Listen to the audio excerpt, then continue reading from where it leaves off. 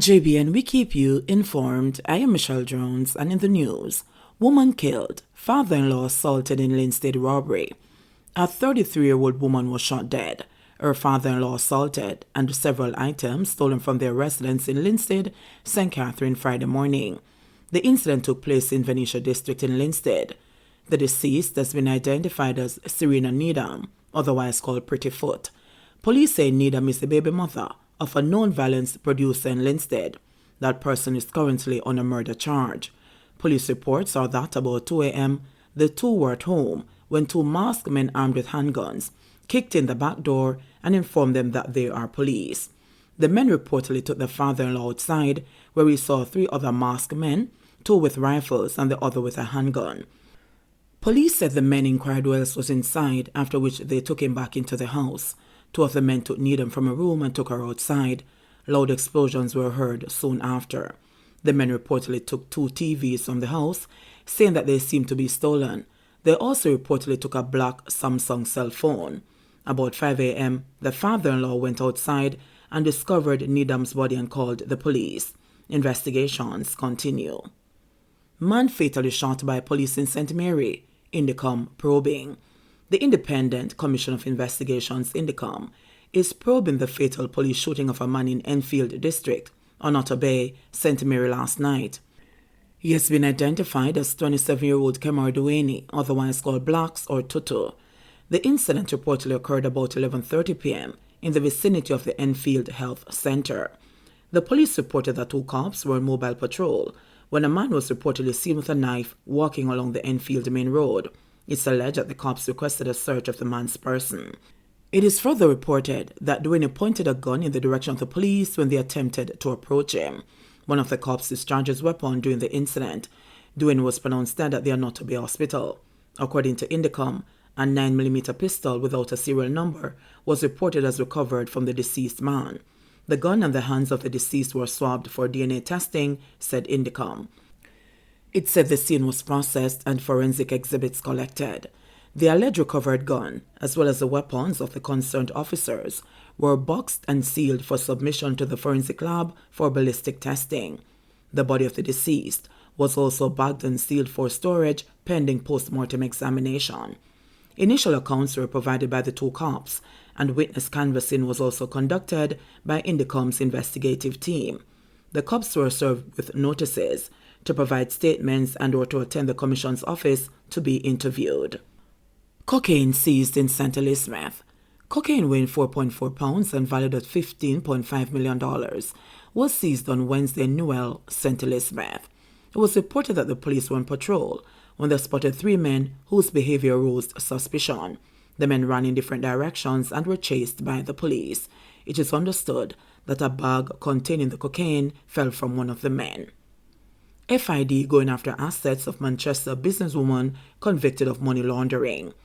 The Financial Investigations Division FID has initiated forfeiture proceedings against Manchester businesswoman Eva May Sterling, who was convicted on money laundering charges. Sterling, 61, pleaded guilty to 2 counts of engaging in a transaction involving criminal property in contravention of the Proceeds of Crime Act, POCA. Last week, she was fined $300,000 or 9 months imprisonment on 1 count by the Kingston and St. Andrew Parish Court and 12 months imprisonment suspended for 24 months on the 2nd count. The FID says it has since commenced the process of the Supreme Court to consider and assess Sterling's full benefit from her criminal conduct or lifestyle, which it estimates to exceed 100 million Jamaican dollars. She was granted bail in the sum of $700,000. The matter is said to be mentioned in the Home Circuit Court on May 17 for asset forfeiture proceedings. Sterling's son, Nicholas Chang, and sister, Marlene Ledford, both business proprietors, facing similar money laundering charges, pleaded not guilty when they appeared before the court with the businesswoman. Chang and Ledford are scheduled to return to court on June 15. In commenting on the case, the FID's principal director, Keith Darren, said, "Families must take care when managing or investing funds for their relatives, especially when the source of funds is unknown or questionable. It is unfortunate when you have to prosecute so many members of one family, but we stand resolute in our commitment to ensuring that crime does not pay." Darren said the FID will utilize POCA to pursue facilitators of money laundering, particularly wealth generated from transnational organized crime activities.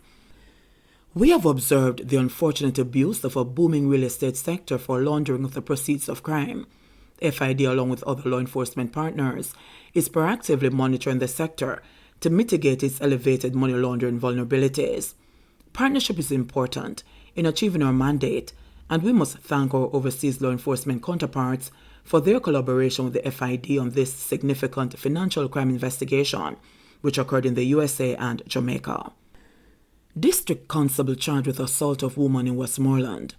Police District Constable Kimarlo Woodstock has been charged in relation to an assault on a woman in Westmoreland. Woodstock was taken to court on Tuesday by way of summons to answer a charge of assault occasioning actual bodily harm. The charge was the result of the investigation and recommendation by the Independent Commission of Investigations INDECOM and a ruling by the Office of the Director of Public Prosecutions. The alleged assault happened at a house in Negril, Westmoreland in March 2020. The woman was treated at the Savannah Hospital for injuries sustained. Woodstock was bound over by the Westmoreland Parish Court.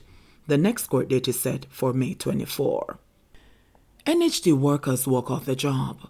Workers at the National Housing Trust NHD in New Kingston this morning walked off the job in protest over an outstanding job evaluation and reports of an expected redundancy exercise. The workers have also taken industrial action over what they say is the management's reluctance to increase benefits. Similar protests are being carried out by NHD workers at other locations. When the government announced the 4% increase, it said who could do better than that should. The NHD just wants to give us the 4%, even though our union came to them with 10 areas where we could get additional benefits, a source at the state-run entity said. The source said the union had proposed, among other things, adjustments in loan terms for staff, an increase in transportation payments and the travel allowances and the lunch subsidies. Every time our union meets with them are go around and say them no get no approval from the finance ministry. So basically, they have the meeting yesterday and management still didn't come with anything for us. To this day, we don't get the 4% increase, so we're not continuing without it, the source said. Additionally, the source said that a job evaluation done in 2018 remains outstanding and that no word has been given on its implementation. The workers are the third group of civil servants to walk off the job. On Tuesday, more than 2,000 National Water Commission workers took strike action, demanding action from the government over an outstanding reclassification from 2008 and their non-inclusion in the ongoing review of public sector compensation. Yesterday, air traffic services were disrupted when controllers walked off the job to register their frustration with the government over protracted salary issues.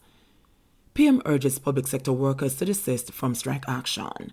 Prime Minister Andrew Holness is urging public sector workers to desist from taking industrial action, which he says further complicates the issues they are facing. We are trying to solve that equation that is very complex, so I urge everyone not to make the situation more complicated than it already is, Holness said during his keynote address at the official handing over ceremony of the Jamaica Fire Brigade Area 4 headquarters in Montego Bay, St. James on Friday. My job is to manage your affairs.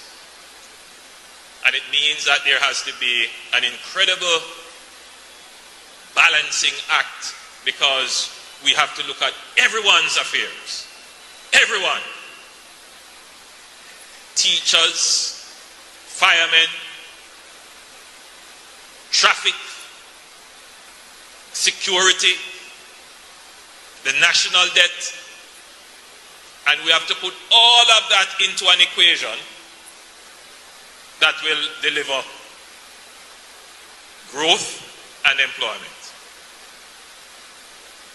And we are trying to solve that equation, which is very complex. So I urge everyone not to make the situation more complicated than it already is. It is one pool of revenues.